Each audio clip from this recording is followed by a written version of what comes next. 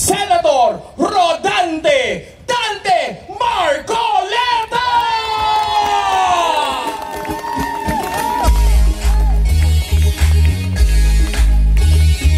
Sa katapangan siya ay nakilala, ang kanyang pangalan Dante Marcoleta. Pinibili Magpalakpakan ng lahat!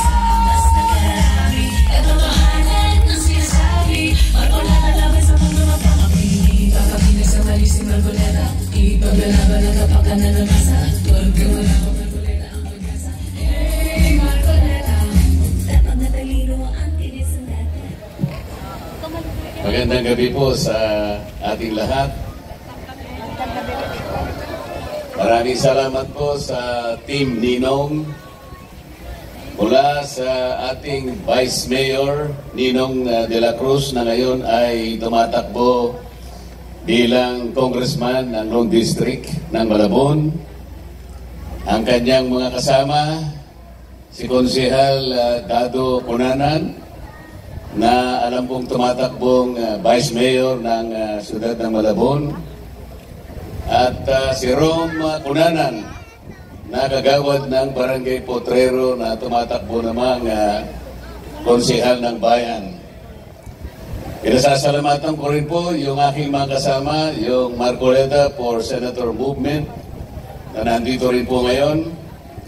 Ganon din po yung Lawyers for Marcoleta na pinangungunahan ng aking kaklase sa law school, si Attorney Orly Nepomuceno, na nandito po silang lahat. At lalong-lalo na kayo po, sapagkat kahit marami po kayong ginagawa, katulad po ngayon, maaring nagluluto na po kayo ng hapunan, pero pinagsikapan pa rin ninyong makarating dito para naman magkakakilala tayo at magkamustahan po tayong lahat. Kasi po sa ngayon, napakarami pong problemang hinaharap ng ating bansa, kaya gusto ko po kayong makausap. Magtatanong muna po ako sa inyo, napakamura po ba ng bilihin ngayon? Ulitin ko po napakamura po ba ng bilihin ngayon? Napakamura po ba ng bigas ngayon? O baka naman po yung gamot, medyo mura naman. O yung ospital po, baka naman yun ay mura-mura sa atin. Yung kuryente po. Hindi po ba mura ang kuryente dito sa Malabon?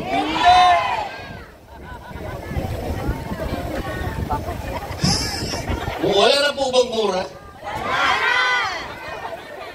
Hindi po ba maginhawa ang buhay natin ngayon? Ibig po ba niyo sabihin, hirap na hirap tayo ngayon? Yung traffic, maayos na po, di ba? Yung baha, wala na pong baha, di ba? Kailangan po tayo magkaroon ng sumpaan ngayong araw na ito. Kailangan po makapaghalal kayo ng tunay na maglilingkod sa inyo para po itong tinatanong ko sa inyo magkaroon po ng mabuting kasagutan. Sa ngayon po, alam kong marami sa inyo, kung hindi man lahat, ay nalulungkot. Sapagkat alam ninyo kung ano ang nangyari sa dating Pangulong Rodrigo Duterte. Ang ating pong dating Pangulo, Rodrigo Duterte, ay bigla na lang nilang dinukot at dinala sa malayong bansa. Malayong-malayo sa atin.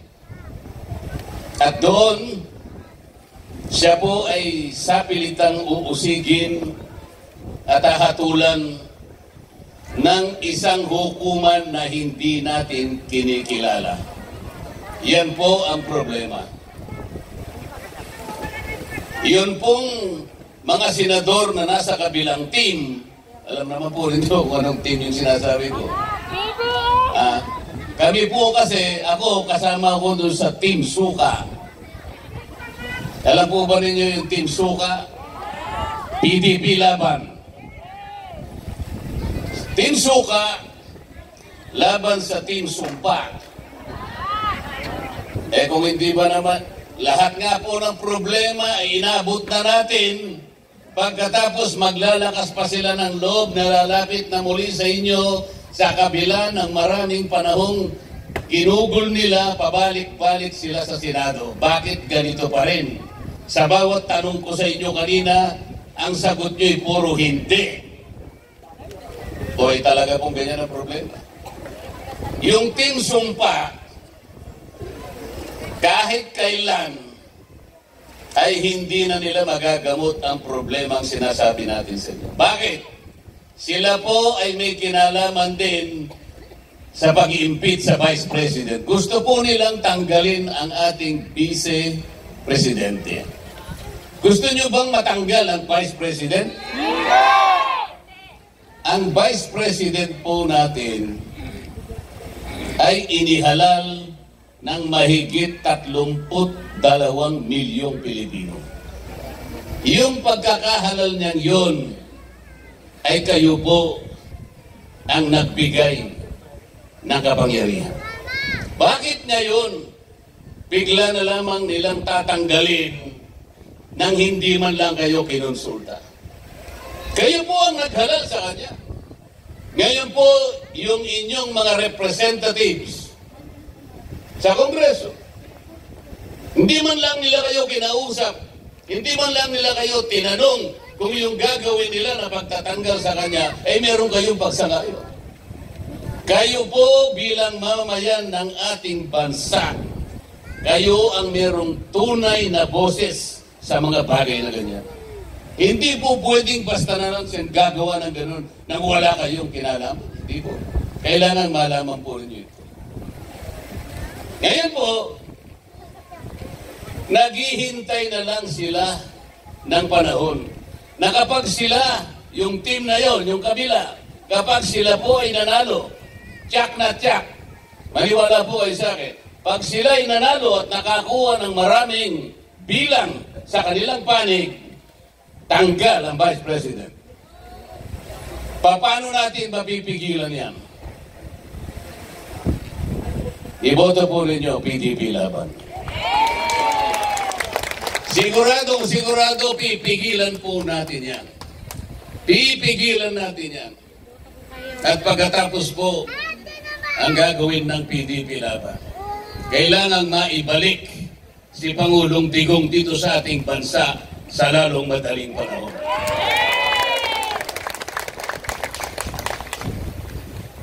Mga kababayan dito sa Malabon, yung kuryente po, matagal ko nang gustong ibaba. Ang problema ko lang po, napakarami kong kalaban doon. Kapag ka yung tama ang aking gustong gawin, napakaraming lumalaban sa akin. Alam po ba ninyo kung ano yung pangunahing layunin ng batas na ginawa 24 na taon na nakararaan? Tandaan po ninyo, 24 years ago, in 2001, gumawa po ng batas tungkol sa kuryente. Ano po yung layunin, ang pinakaunang layunin ng batas na yon? Kailangan maidulot ang serbisyo ng kuryente sa bawat pamilyang Pilipino sa murang halaga. Yun po yung nakasulat. Letra por letra nakasulat po, sa murang halaga. Kaya tinatanong ko po sa inyo kanina, mura po ba ang kuryente dito sa Malabon? O ayaw nyo na sumagot? Bakit po baligtad ang nangyari? Yung layunin ng batas pagkatapos ng 24 na taon, kabaligtaran ang nangyari. Sa ngayon po, ang singil ng kuryente sa ating bansa ang pinakamataas sa buong Asia. Bakit po? Aba, yung mga binoto niyong senador, hindi naman binabantayan yung pagpapatupad ng batas. O sino ba binoto ninyo? Pabalik-balik na po sila doon. Yung iba, 4 na beses na sila nakabalik. Ibig sabihin, pag 4 na beses na nakabalik, nakapagsilbi na siya ng 24 na taon sa Senado. O bakit ganito pa po ang presyo ng kuryente? Yung iba 3 beses, iba 2 beses, ngayon lalapit na naman sila sa inyo. Yung team na yon, hindi sila makakakalap ng ganito karaming tao kung wala silang daladalang ayuda. Kayo po ba ay binigyan ng ayuda kaya nandito kayo? Baka naman nabigyan kayo, ayaw lang aminin. Yun po yung masarap ngayon. Walang ayuda pero yung tao, voluntaryong pumunta rito para magkita-kita tayo, makapag-usap tayo tungkol sa nangyayari sa ating bansa. Akala nyo ba legal ang ginawa nila kay Tatay Digong? Hindi po. Hindi po totoo. Yung sinasabi nila na legal, hindi po totoo yan. Meron po tayong umiiral na hustisya sa ating bansa. Kung sakasakali si Tatay Digong, sakali lang. Kagaya ng kanilang ipinaparatang ay nagkasala, litisin ninyo siya, ipagsakdal ninyo siya, ihablan nyo, asuntuhin dito sa ating bansa. Sapagkat siya ay isang Pilipino. Wala pong kasalanan ang dating Pangulo. Yung ginawa niyang war on drugs ay isang programa na inisip niya sapagkat alam niya na kapag hindi niya ginawa ang pagbaka at paglaban sa droga, walang mangyayari sa kinabukasan ng kanyang bansa. Sapagkat ang droga ay napakaraming epekto na ginagawa. Masisira ang isang tao. Mawawasak ang pamilya. Mawawasak ang lipunan. Alam ni Tatay Digong yun. Alam niya bilang Pangulo ng bansa, katungkulan niya na sinupin, proteksyonan, depensahan ang interes ng bawat mamamayan. Yun ang kanyang obligasyon. At walang isa man na tumutol nung gawin niya yung programa na yun sapagkat siya'y Pangulo ng Republika. Walang isa mang ahensya ang tumutol. Ang totoo po niyan, binigyan pa lahat ng pagsang-ayon at budget para may sakatuparan ang programang yun. Kayo po ang nakakaalam. Nung ginawa niya yung programa na yun, nakikita niyo malaya, tahimik, ang mga eskinita, yung mga kalsada, nawala yung takot sa inyong dibdib na baka sakali, napakarami yung mga puser, napakarami na yun. Noon lamang po nagkaroon ng katahimikan, ng kapayapaan sa dibdib ang mamamayan. Marami pong sumuko, marami ang nagbalik loob sa pamahalaan. Kung alam po ninyo yung kahabaan ng Commonwealth dito sa Quezon City, magmula ka po sa Pilcoa hanggang sa kaduluduluhan ng Fairview, merong 7 hanggang 9 na barangay ang dadaanan mo dyan. Nung wala pa yung kampanya laban sa droga, merong 35 hanggang 40 na pong pangyayari ng nakawan at holdapan sa kahabaan ng Commonwealth Avenue. Alam ko po yan, sapagkat ang mga barangay official sa dakong yan ay halos kaibigan ko po lahat. Pagkatapos na itaguyod ng Pangulong Digong yung kampanya laban sa droga, doon lamang natahimik ang kahabaan ng Commonwealth Avenue. Nagpasalamat ang maraming tao. Nagkaroon ng kumpiyansa ang mga tao.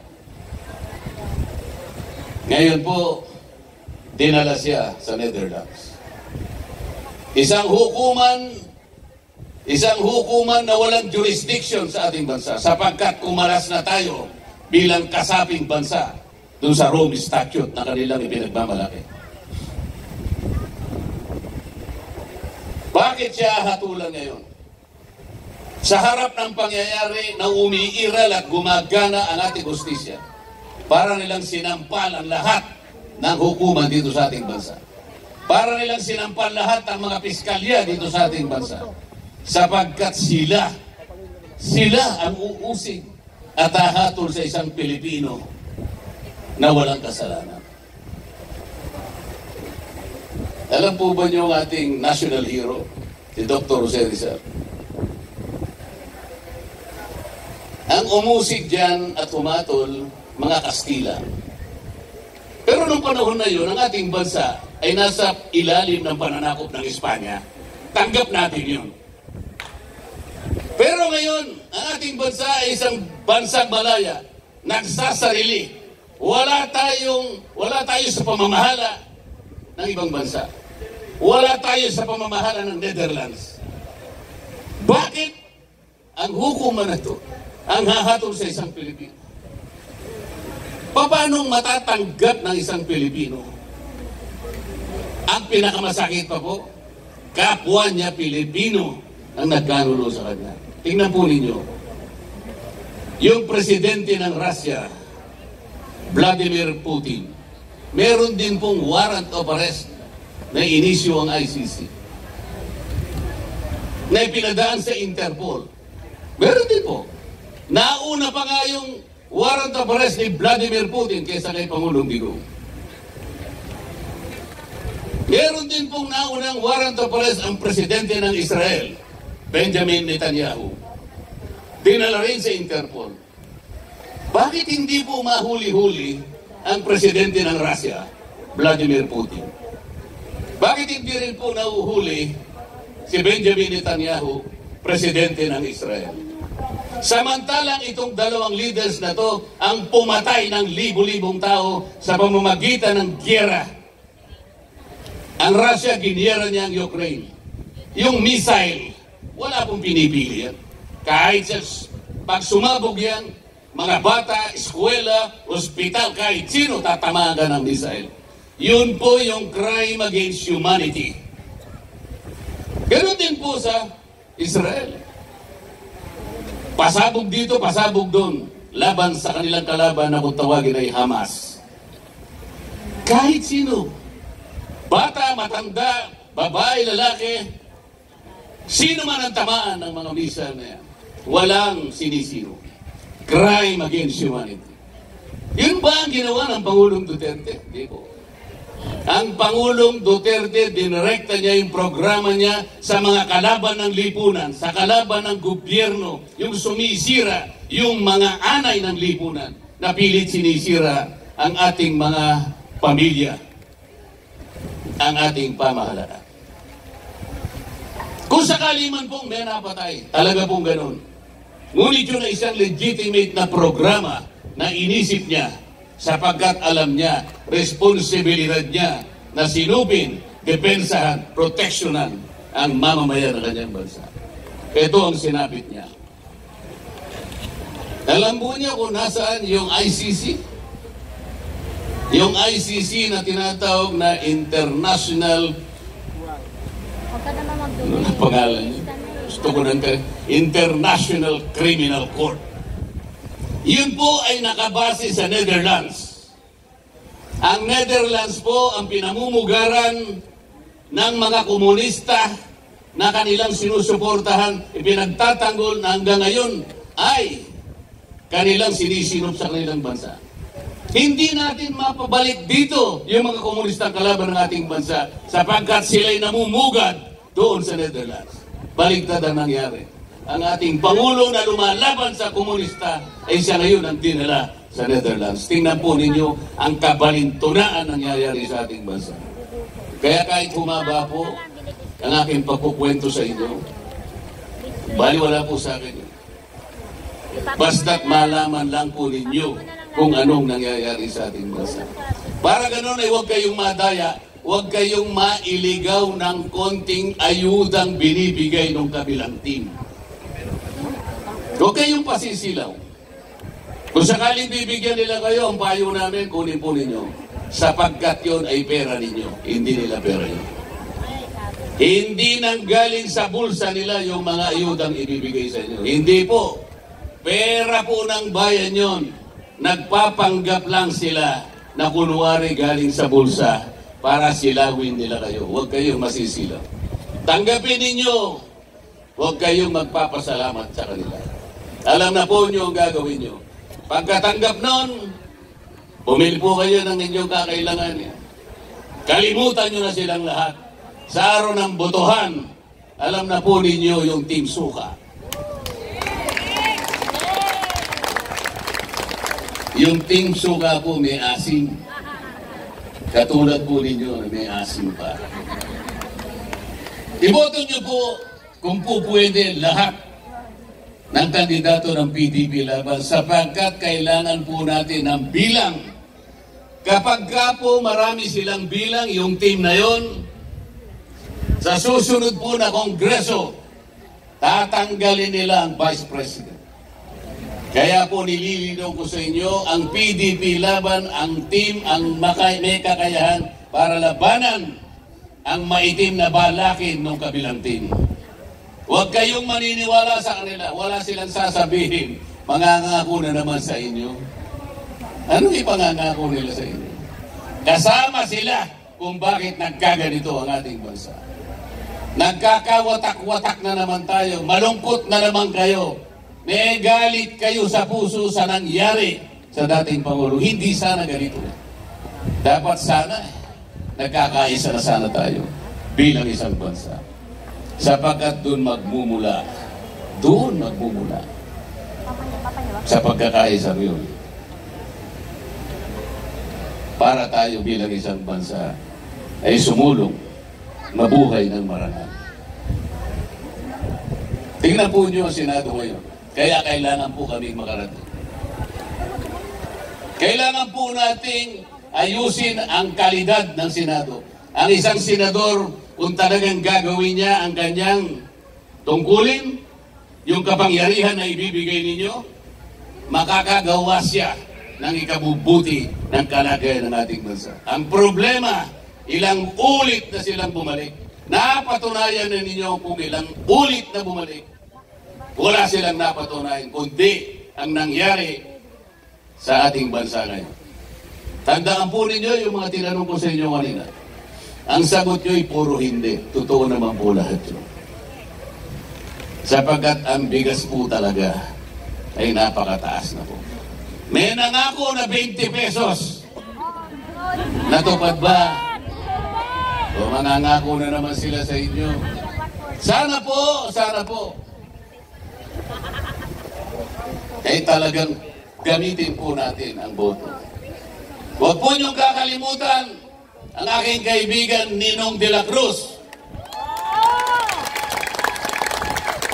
Sapagkat nakita ko po habang kami nagmo-motorcade kanina. Nagmamasid po ako sa mga taong kumakaway sa amin. Ilang kalsada rin ang aming inikutan. Kilala pala siya at kumakaway lahat. Yun ang gusto kong kapartner. Yun ang gusto kong kasama. Action man. Siya pala ay palaging nasa unahan ng mga pangyayari. Nagkaroon ng sakuna, ito palang si Ninong ay palaging nandyan.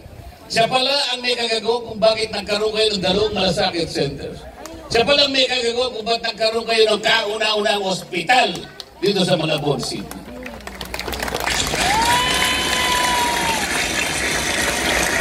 Si Konsehal Dato, huwag nyo rin kakalimutan. Barkada niya yan. Alam ko, magbabarkada, ibig sabihin, magkakaayon ng prinsipyo. Iisa ang kanilang patakaran. At yung anak ni Mang Dado, si Rome Cunanan, huwag nyo rin po kakalimutan.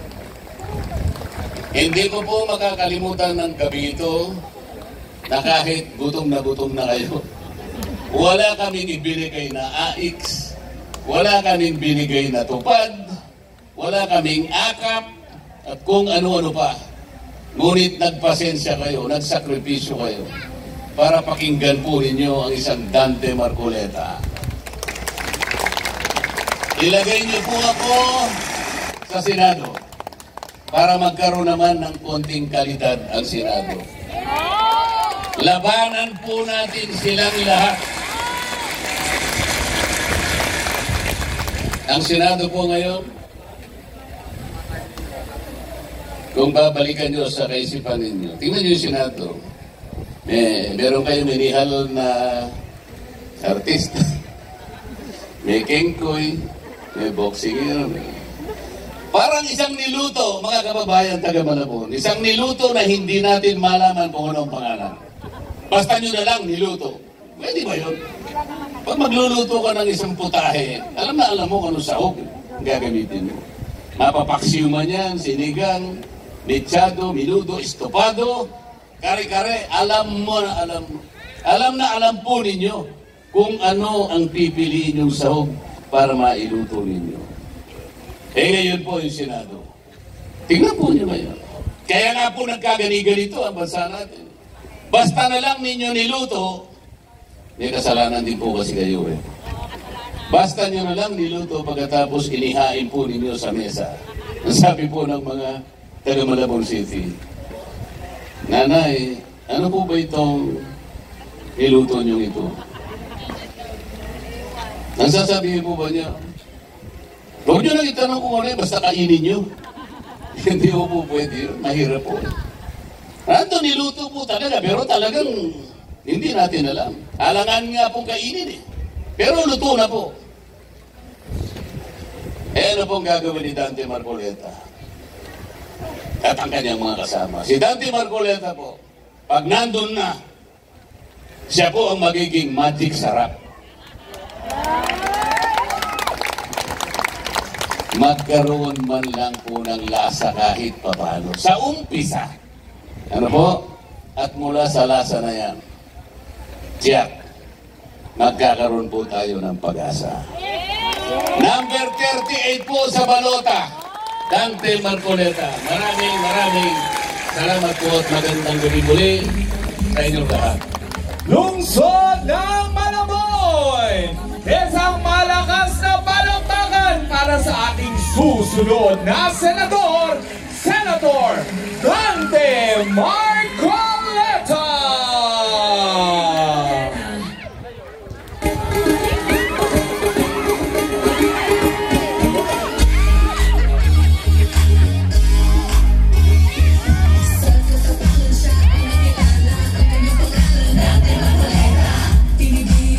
At ngayon, ladies and gentlemen, isang makasaysayang pagtataas ng kamay bilang endorsement ng ating Team Ninong and Kunanan para sa ating Senator, Senador Dante Marcoleta!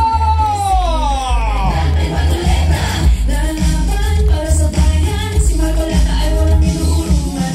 Kampante kay Dante, sa Senado siya ay kailangan. Ipapagigil sa mali si Marcoleta, ipaglalagay. Kaya lahat ng nagmamahal kay Tatay Digong, narito na ang ating senador. Palakpakan natin, Senator Dante Marcoleta!